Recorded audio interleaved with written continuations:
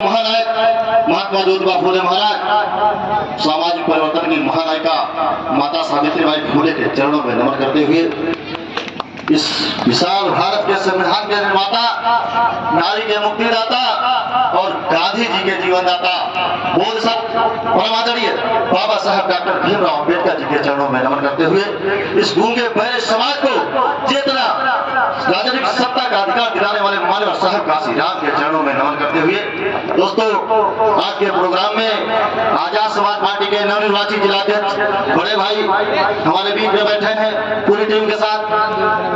इनको और हमारे कथावाचक दिलीप राव अम्बेडकर सीतापुर से आए हैं, छोटे भाई का दिल से आभार, धन्यवाद, जय भीम, नमो बुद्धाय। और साथ में हमारे भीम आर्मी के छोटे भाई जिला महामंत्री, जिला महासचिव दीपक यादव जी और पूरी टीम के साथ हमारे जो भी साथी आए सभी का धन्यवाद। माताएं, बहनें और बराबर कंधे से कंधा टकरा करके चलने वाले नौजवान साथियों, दोस्तों मैं थोड़ा सा परिचय देना चाहूंगा कि मैं कस्ता मितौली का रहने वाला हूँ। आप सबके बीच में जो वर्मा जी बैठे हैं मेरे गाँव के पड़ोस के, मेरी मिसेज सिंगाई पोस्ट ऑफिस में पोस्ट मास्टर है। मैं यहीं पे रह करके इन भाइयों के साथ में बहुजन मूवमेंट में एक साथ मिलकर के भीम आर्मी संगठन को आगे बढ़ाने के लिए काम करता हूँ। कहना है कि दरिया अब तेरी खैर नहीं, दरिया अब तेरी खैर नहीं, बूंदों ने बगावत करनी है, नादान समझ बुद्धिल इनको लहरों ने बगावत करनी है। हम परवाने हैं मौत समा, हम परवाने हैं मौत समा, मरने का किसको खौफ यहाँ, तलवार तुझे झुकना होगा, गर्दन ने बगावत करनी है, गर्दन ने बगावत करनी है। दोस्तों ज्यादा नहीं कहूंगा, ये आज जो लड़ाई है ये लड़ाई हमारे खोए हुए राजपाट की लड़ाई है। मुट्ठी भर लोगों ने बहुत लंबे समय से हमारा राजपाट छीना हुआ है। मुझे मेरा राजपाट वापिस चाहिए और ये राजपाट हमें ऐसे मिलने वाला नहीं है। इसके लिए हमें संघर्ष करना होगा, रोडें जाम करनी होगी, गांव गली में जाना होगा और भीम आर्मी के माध्यम से हर व्यक्ति को अपने एक बेटे को समर्पित करना होगा। अगर हमने ये निश्चय कर लिया, ये प्रण कर लिया कि भीम आर्मी संगठन में अपने एक होनहार बेटे को भेजने का काम करूंगा, तो मेरा जो सामाजिक परिवर्तन का आंदोलन जिसे महात्मा ज्योतिबा फुले महाराज ने शुरू किया था, उनके न रहने के बाद छत्रपति साहू जी महाराज ने इसे आगे बढ़ाने का काम किया। छत्रपति साहू जी महाराज महात्मा फुले को अपना तीसरा गुरु मानते हुए बाबा साहब डॉक्टर भीमराव अम्बेडकर ने उसी पैगाम को आगे बढ़ाने का काम किया। बाबा साहब के चले जाने के बाद जो चला गया वो वापस नहीं आया, लेकिन मानव साहब काशी राम उस पैगाम को लेकर के आगे बढ़े। चलता रहा कारवां। आदरणीय बहन कुमारी मायावती जी को 4 बार इस उत्तर प्रदेश की विशाल कुर्सी पर सीएम बनने का अवसर साहब काशी राम के त्याग का फल था जो मिला उन्हें। आज ये विषमता बीच में आ गई है, हमें बांटा जा रहा है कि बांट दिया इस धरती को क्या चांद सितारों का होगा, बांट दिया इस धरती को क्या चांद सितारों का होगा, नदियों के कुछ नाम रखे बहती धारों का क्या होगा। शिव की गंगा भी पानी है, आभे जमजम भी पानी है, पंडित भी पिए मुल्ला भी पिए, पानी का मजहब क्या होगा। इन फिरका परस्तों से पूछो क्या सूरज अलग बनाएंगे, इन फिरका परस्तों से पूछो क्या सूरज अलग बनाएंगे। एक हवा में सांस है सबकी, क्या हवा भी नहीं चलाओगे। नस्लों का करे जो बंटवारा, रह पर वो कौम का ढोंगी है। या राम ने मस्जिद तोड़ी थी या खुदा ने मंदिर तोड़ी है। ये जो बांटने का काम किया जा रहा है, हमें आपस में लड़ाने का काम किया जा रहा है, इसे समझने की जरूरत है। हमें शेर और शायरी मारने की जरूरत नहीं है। हमें अपने समाज में जो हमारे महापुरुषों का ये देश था, ऐसी कोई जाति इस देश के अंदर नहीं जिस जाति का राजा न हुआ हो इस देश के अंदर। हमें नीच कैसे बनाया गया, हमें अछूत कैसे बनाया गया, हमारा राज कैसे लिया गया, इस राज की लड़ाई है और किसी बात की लड़ाई नहीं है। हमारा राज हमें वापस चाहिए। ये राज वापस की लड़ाई इस निगम में समाज को मानव साहब काशी राम ने लायक बनाने के लिए पूरा जीवन समर्पित कर दिया। आज चंद्रशेखर भाई जब गोली लगी मेरा भाई और हम लोग साथ में गए, ऐसी घटना घटी वापस आने पर कि आप लोगों के बीच में शायद हम बोल रहे हैं, ये अवसर नहीं होता, इतना बड़ा एक्सीडेंट हादसा हुआ था, परंतु उस पर हम जाना नहीं चाहेंगे।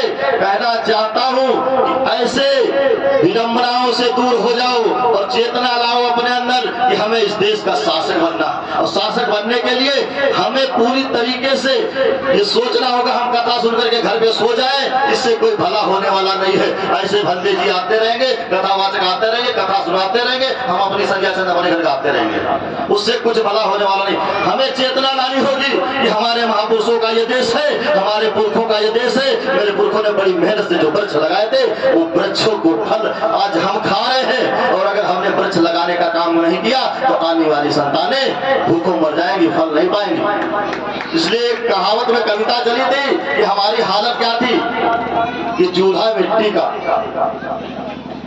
बहुत बड़ा विवाद हुआ है ओम प्रकाश वाल्मीकि जी की इस कविता पे कि चूल्हा मिट्टी का, मिट्टी तालाब की, तालाब ठाकुर का। भूख रोटी की, रोटी बाजरे की, बाजरा खेत का, खेत ठाकुर का। बैल ठाकुर का, हल ठाकुर का, हल की मूठ पर हथेली अपनी, फसल ठाकुर की। कुआं ठाकुर का, पानी ठाकुर का, तालाब ठाकुर का, खेत खलिहान ठाकुर के, गली मोहल्ले ठाकुर के। तुम्हारा अपना क्या? ये व्यवस्था थी मनवादी सरकार की, मनवादी विचारधारा की। तुम्हारा अपना क्या? तुम्हारा अपना कुछ नहीं था। जो कुछ तुम्हें मिला है तुम्हारे महापुरुषों के त्याग और बलिदान की वजह से मिला। आज आप देख रहे हैं उत्तर प्रदेश में मुस्लिम समाज का एक विधायक भारतीय जनता पार्टी ने टिकट देकर के न बनाने का काम किया, नहीं बनाया, क्योंकि संवैधानिक आरक्षण नहीं है विधायक बनने का। तुम्हारे समाज जवारवासी दो विधायक इस समाज के लोगों को जो बाबा साहब ने संवैधानिक अधिकार दिया, जिसकी वजह से वो विधायक नहीं नौकर बन करके गए। कैसे नौकर?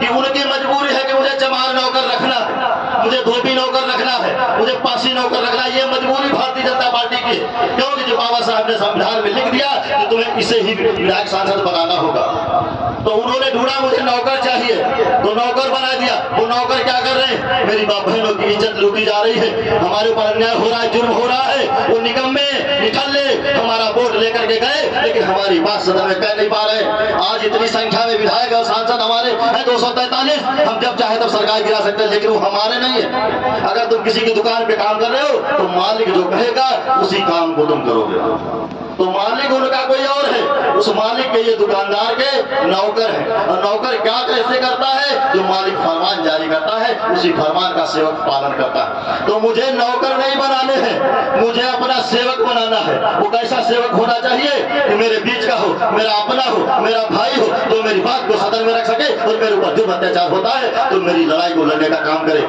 ऐसे व्यक्ति को अपना नेता चुनो और उस नेता को चुनने के बाद अपनी वोट का मताधिकार उसके पक्ष में करो, और तुम्हारे बीच में जब आएगा तुम्हारे दुख दर्द और तुम्हारे आंसू पोंछने का काम करेगा। ये नौकर तुम्हारा काम कभी नहीं करेंगे, सेवक तुम्हारा काम करेंगे। और इसके लिए आजाद समाज पार्टी ने वही मुहिम छेड़ी है कि पूरे देश में आजाद समाज पार्टी, समय लग सकता है लेकिन समय जाया नहीं जाएगा। असफलता ये सिद्ध करती है कि सफलता का प्रयास पूरे मन से नहीं किया गया, लेकिन यहाँ सफलता की बात ही नहीं है, क्योंकि हम सफलता के लिए ही प्रयास कर रहे हैं। और नए जिलाध्यक्ष जी से मेरी पहली बार मुलाकात हो रही है, बहुत बहुत धन्यवाद है। और हम चाहेंगे कि मिल के काम करें और इस जिले में इतनी मेहनत से काम करें कि बहुजन समाज से लेकर के अपर कास्ट में न्याय पसंद लोग, पिछड़े समाज के लोगों को एक साथ एक मंच पे ला करके इस जिले में 8 की 8 विधानसभा सीट आजाद समाज पार्टी की झोली में डालने का काम है। और मैं कहना चाहूंगा, ज्यादा समय नहीं लूंगा, प्रोग्राम कथा का चल रहा है। जो भीम आर्मी के भाई हैं हमारे, सभी से मुलाकात नहीं हुई है, जिले की कमेटी में भी फेरबदल किया है। जिसके बाद मैं चाहता हूं कि जो मेरे भाई हैं भीम आर्मी संगठन के धौराना तहसील का तहसील संयोजक और विधानसभा संयोजक हमें तत्काल चाहिए, जो लड़के सही तरीके से। और मेरा एक निवेदन होगा, और निवेदन के साथ मैं आदेश भी कहूंगा कि जो संयोजक होगा विधानसभा का, उसकी जिम्मेदारी होगी ब्लॉक संयोजक और ग्राम पंचायत संयोजक और जो बूथ संयोजक, और प्रत्येक घर से एक एक व्यक्ति को जोड़ने का काम किया जाएगा, उसकी मॉनिटरिंग भी की जाएगी। क्योंकि हमें सत्ता परिवर्तन करना है, और सत्ता परिवर्तन तभी संभव है जब नाली नाली में हमारे लोग होंगे, गली गली में हमारे लोग होंगे। ऐसे मंचों से कहने से और कथा सुनने से हमारा भला तब तक नहीं हो पाएगा जब तक हम विचारधारा पे काम नहीं करेंगे। हमें काम करने की जरूरत है, इस देश में परिवर्तन लाने की जरूरत है, क्योंकि संविधान खतरे में है। एक तरफ वो लोग हैं जो संविधान को खत्म करना चाहते हैं, एक तरफ हम आप लोग साथ में जो अपने संविधान को बचाना चाहते हैं। कहना है दोस्त अंत में कि संविधान रोटी है, कपड़ा है, मकान है। संविधान संविधान रोटी है, कपड़ा है, मकान है। संविधान से हम तुम और डीएमएसपी, कलेक्टर और विद्वान हैं। अगर संविधान नहीं होगा तो हम क्या होंगे, ये आप सोच सकते हैं, कचरे के समान। इसलिए संविधान के लिए खुद को भी मिटा सकते हैं, लेकिन संविधान पे आग नहीं आने देंगे। एक बार एक जंगल में आग लगी। इसी कविता के साथ हम अपनी बात को खत्म भी कर देंगे। तो उसके जंगल के सारे पशु पक्षी उड़ करके भाग गए। एक चिड़िया चोंच में पानी भर के जंगल की आग को बुझा रही, और वहां पे जो लोग थे वो कहने लगे कि आग लगी इस वृक्ष को जलने लागे बात, पक्षी क्यों नहीं उड़ रहे, ये पंख तुम्हारे पास।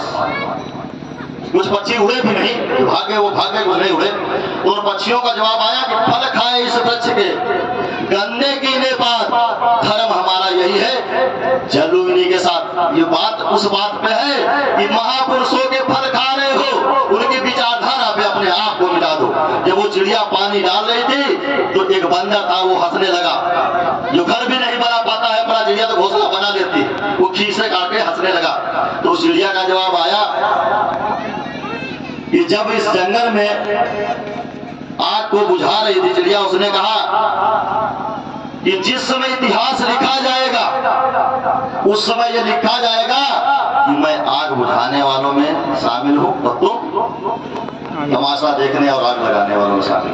तो ये चीज है, जो समाज में अन्याय हो रहा है उसके साथ में जो खड़े हैं वो समझ लो कि अपने महापुरुषों की विचारधारा को बचाने का काम कर रहे हैं। कि जलते घर को देखने वालों, याद रखना इस बात को मेरी, कि फूस का छप्पर आपका है। जलते घर को देखने वालों, फूस का छप्पर आपका है। आग के पीछे तेज हवा है, आगे मुकद्दर आपका है। उसके कत्ल पे मैं भी चुप था, अब नंबर मेरा आया है और मेरे कत्ल पे आप भी चुप हैं। अगला नंबर आपका है, मुर्गे की दुकान पे जाके देख लेना। यही हाल होता है। तो इसलिए ज्यादा समय न लेते हुए, वर्मा जी चले गए शायद हमारे बीच से।